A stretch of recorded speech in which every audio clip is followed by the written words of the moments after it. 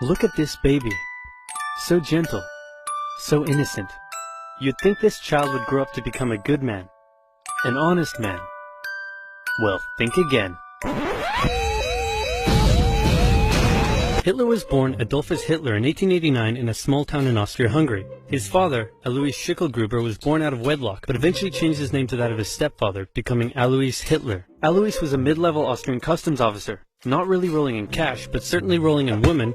He married a rich, older lady, but then immediately started having affairs, including one with a much younger house servant. A few years later, he left his sick wife to be with his mistress, but since the Catholic Church didn't allow divorce at the time, he couldn't marry her. So he waited for his old wife to die and had a child in the meantime. Then his wife died, so he married his mistress and had another child, but then his new wife got sick, so he employed his much younger cousin Clara to take care of her. Then when his new wife died, he immediately got Clara, his cousin, pregnant, and then married her. In that order, you rock star. Clara and Alois had 3 children together, who all tragically died while in infancy. So when the 4th child, Adolf, came along, Clara spoiled him rotten. The Hitlers had 2 more kids, and the family moved around a few times, meaning Adolf had to attend 5 different elementary schools. Adolf's father was strict, quick to anger, and took most of it out on the eldest son, until he had enough and ran away at the age of 14, leaving 7-year-old Adolf to do most of the chores and get berated by his father. The result was a difficult relationship with his dad, while he was super attached to his mother, who worried over him and his health excessively. Hitler did well in school at first. His grades were good and his teachers praised him. He was popular with the other kids and enjoyed gathering them together to play war games. He also loved reading and particularly liked stories about cowboys and Indians. As he grew older though, he started to get into trouble. He was caught smoking once, organized a raid on a local orchard, tormented his pro-Austria religion teacher with symbolic gestures, displaying his allegiance to the idea of united Germanic people under a greater German state in defiance of Habsburg Austria. You know, the usual. All of this enraged Adolf's father, who punished him severely. The area of Austria-Hungary that Hitler lived in was once part of the German Confederation, and many of the people who lived there considered themselves to be German. Adolf tended to just go against whatever his father said, and since his father was an Austrian public official, Hitler got big into German nationalism. This enraged Adolf's father, who punished him severely. Around this time, a family tragedy struck. His 6-year-old brother, whom he loved a lot, died of measles when Adolf was 10, and was buried in the cemetery just across from their home. Around this time, neighbors reported a change in the young boy. Strange behaviors such as talking to trees and staying up late staring at the stars from the cemetery walls. He lost interest in religion, and his school grades started to decline, which enraged his father, who punished him severely. It also didn't help that he had just entered high school, and the cool city boys treated him like a rural peasant. He had to repeat a grade and had little interest in most school subjects, instead spending his time reading and drawing, which he was quite good at. One day his father said, "Son, someday you'll be a big-balls public official like me." And Adolf replied, "No, father, I'm going to become an artist and soar high above the clouds with the eagles." This enraged his father, but by this time he was an old-ass man, so he just sort of let it go, and then died of a lung hemorrhage. Hitler just about passed his final semester, and celebrated in the typical way, by getting blackout drunk and wiping his ass with the certificate. However, he didn't take the overall final school exam, instead just dropping out. The now 16-year-old boy was unemployed, without much purpose in life, and for the next 3 years he stayed that way. He spent most of his time at the opera with his only friend, August Kubizek. Kubizek later wrote his memories of the young Hitler, and said he was passionately interested in many things, felt he was in many ways better than others his age, was quick to anger just like his father, and an incredible speaker once he was ranting. When he was 18, he said a very sad goodbye to his mother and went to Vienna to take the entrance exam for art school. He failed. Soon after, he had to return home. His mother was sick, and her health was rapidly deteriorating. Hitler stayed by her side, and when she eventually died, the family doctor said he had never seen someone so overwhelmed with grief as Hitler was. Then Hitler returned to Vienna, still hoping to find a career in the arts, but he never did. Instead, without parental support, Hitler ended up on the streets. Now in his early 20s, he spent a few rough years living in and out of homeless shelters, making what little he could from selling postcards he painted. It's hard to pinpoint exactly when and how Hitler's extreme ideological beliefs formed, but his time in Vienna would have certainly played a role. Anti-Semitism was widespread in the city. The mayor, whom Hitler supported, was an outspoken anti-Semite. There were many right-wing anti-Semitic newsletters, which Hitler took a keen interest in. He bought into the conspiracy theories, and became a firm believer in the idea that there are many races in constant struggle with one another, the purest of which were the German Aryan people, and the worst of which, he believed, were Jews.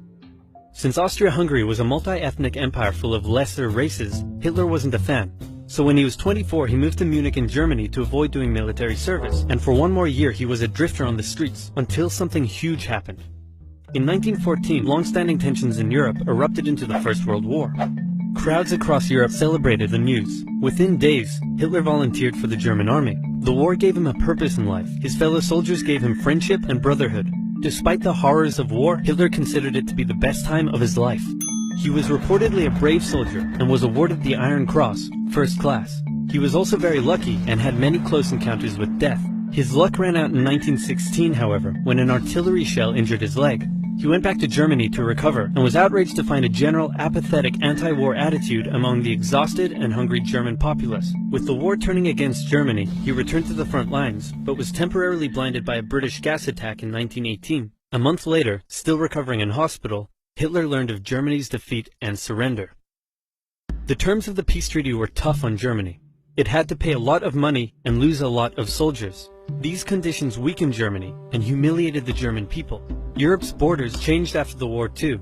New countries were formed out of Russia's lost territory, Austria-Hungary was dissolved, and there was one big new country splitting Germany into two. Hitler, seeing the country he loved humiliated like this, said that hatred grew in him for those responsible, by which he meant communists and Jews, who he believed had stabbed Germany in the back by spreading dissent and anti-war propaganda back home.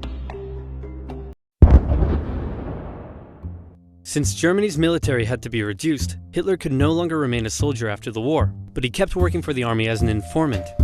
After the war, communists in Germany had attempted a revolution, and the government was worried about communism in general. So Hitler was tasked with infiltrating and reporting on any new political parties that could pose a communist threat.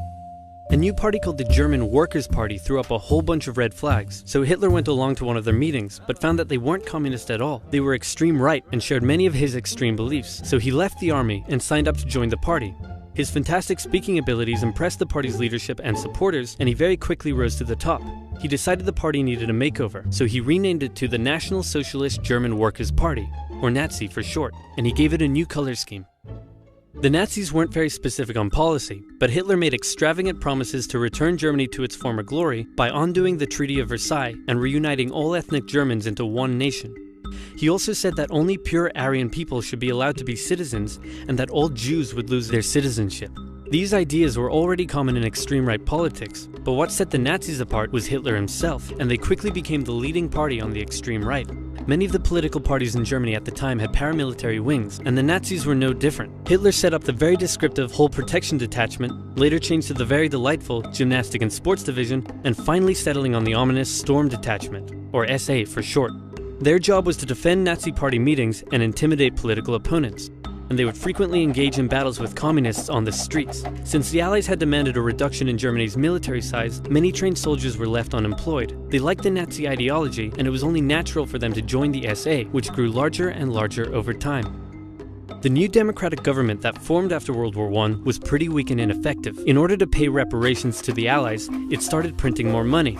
The problem is that printing money doesn't actually give a country more money, it just makes money less valuable. So as the country printed more and more money, it became worth less and less, and the currency crashed. In 1919, one US dollar was worth about 4 German marks. By December 1923, one US dollar was equal to 4.2 trillion marks. The price of bread rose to 200 billion marks. Banknotes became worthless. Unsurprisingly, in such an economic crisis, Germany struggled to pay the Allies. The French were pissed about this, so they occupied the Ruhr, an area full of factories, and took the economic output from the area as payment. They treated the German civilians badly, and in total, approximately 130 Germans were killed during the occupation. Germans were furious, and Hitler and the Nazis thought that now would be a great time to lead a revolution. In November 1923, inspired by something a certain bold Italian man did a year earlier, Hitler stormed a meeting at a beer hall and called for an uprising against the government.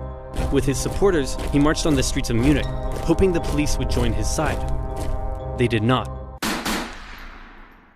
Hitler was put on trial for treason. He could have been sentenced to life, but the right-wing judges thought he was a pretty cool guy. Hitler knew the judges and knew that they would be lenient, so he took the opportunity to make impassioned speeches during the trial. And in the end, he was sentenced to just 5 years in prison, of which he only served 9 months, and when I say prison, it was more like a pleasant hotel stay where he had plenty of time to write a book. The whole affair was covered by the media nationwide, and it made Hitler famous. Hitler and his extreme message were now known throughout Germany, but the everyday German still didn't care much for him. In the 1928 election, the Nazis only won about 2% of the vote. Many were still intimidated by all the violence and the shouting and how unpolitician-like he was, but a new economic crisis would change all of that. To help Germany pay its reparations, America agreed to give it loans. In October 1929, the Wall Street crash happened, and America wanted its money back. The economic strain this put on an already struggling Germany was severe. Unemployment skyrocketed, poverty was widespread, and Germans were sick of it. It was clear that the newly formed democracy wasn't working. In the face of crisis, Germans began moving to the political extremes. If you were German and wanted change, your choices now were either the communists or the Nazis. Hitler claimed that he was the only one who could return Germany to its former glory. The Nazi Party used propaganda to make Hitler seem like a great and powerful man, and they gave the German people a scapegoat to blame for all their suffering. The promise of a single strong dictator was a breath of fresh air for Germans after years of failing democracy. Some bought into his extreme ideology. Some didn't agree with the racism, but were willing to vote for him anyway. Many didn't know much about politics at all, but just got caught up in the hype. Election after election, the Nazis became more and more popular, until in 1932, they became the biggest party in the German parliament. Hitler came to truly believe that he was some sort of great, destined savior of Germany. He turned megalomaniac. He decided to run for president, and did surprisingly well, but still lost to the extremely popular World War I general, Paul von Hindenburg. Since he was now the leader of the biggest party though, he demanded President Hindenburg make him chancellor. But Hindenburg was reluctant, seeing that Hitler was clearly such a big racist. Industry leaders urged Hindenburg to give Hitler the chancellorship, fearing the rising support for communism, and leader of the Center Party von Papen, who had been secretly negotiating with Hitler, said to Hindenburg, "How about we make Hitler chancellor on the condition that I get to be vice-chancellor and most government jobs go to us moderate conservatives? That way, I'll get to keep my power, we'll get to keep our power and we'll control Hitler like he's our angry little puppet." What could possibly go wrong? As it turned out, everything. Hitler became Chancellor of Germany in January 1933, but he was not yet a dictator. In February, the German parliament building was set on fire. Historians still aren't sure who did it, and many suspect the Nazis did it themselves, but Hitler blamed the communists, and he convinced President Hindenburg to sign an emergency decree allowing him to imprison all communists and other political opponents. Communists and others were sent off to the first concentration camp in Dachau. At this time, the elderly President Hindenburg passed away, giving Hitler the perfect opportunity. He introduced a law to parliament that would allow him to make all future laws and decisions entirely on his own. With his political opponents imprisoned and the SA intimidating others, Hitler's law passed. Just 2 months after becoming Chancellor, Hitler was now a dictator. He still had one problem. The leader of the SA wanted the SA to take over the job of the regular German army, and the German army didn't like that idea. Hitler needed to maintain the support of his professionally trained German army, more so than his rough and rowdy SA.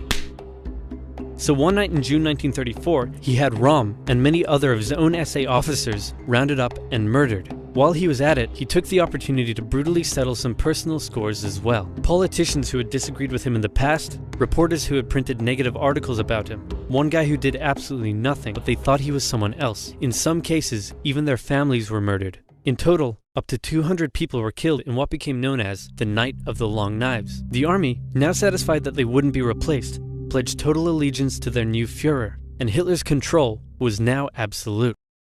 Life in Germany changed violently. Freedom of the press, expression, and public assembly were suspended. Jews were initially branded and their businesses boycotted. And eventually, Hitler would go on to have 6 million Jewish men, women, and children killed in concentration camps. Hundreds of thousands of people were forced into sterilization for physical and mental imperfections. The Hitler Youth became a way to brainwash the young. Boys were trained to fight and returned home from camp violent. Girls were told their purpose was to have many pure Aryan children, and they would sometimes return from camp pregnant. When their parents were understandably horrified, their children would threaten to turn them over to the Gestapo for standing in the way of Germany's greatness. The standard greeting changed, and you could be sent to a concentration camp for not using it. This way, it seemed like everyone was a Nazi supporter. If you dared oppose Hitler or speak out against him in any way, you also would be sent to a concentration camp. German nationalism captivated the young Adolf. Extreme ideology and anti-Semitism festered in him as a young man living a hard life on the streets. Germany's defeat in the First World War filled him with hatred and a thirst for vengeance. A political movement that treated him like a god, and hundreds of thousands looking up to him as their savior, made him a megalomaniac. And soon, his aggressive foreign policies would drag the world into a second tragic global conflict, otherwise known as